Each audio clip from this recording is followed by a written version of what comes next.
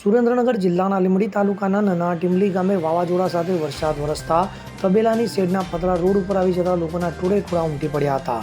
વાત કરવામાં આવે તો હાલ વરસાદની શરૂઆતનો સમય શરૂ થયો છે અને પહેલા જ વરસાદમાં લીંબડી તાલુકાના નાના ટીમલા ગામે રૂપાભાઈ ભરવાડના 500 ફૂટ તબેલાનો પતરાનો શેડ વાવાઝોડાના પવનમાં ઉડી જતા નાના ટીમલા અને રામરાજ પર આવી પડતા વાહન વ્યવહાર ઠપ થવા પામ્યો હતો.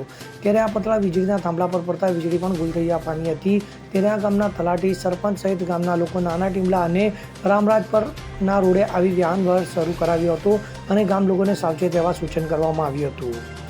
કલ્પેશ વાઢેર સાથે CN24 ન્યૂઝ લીંબડી.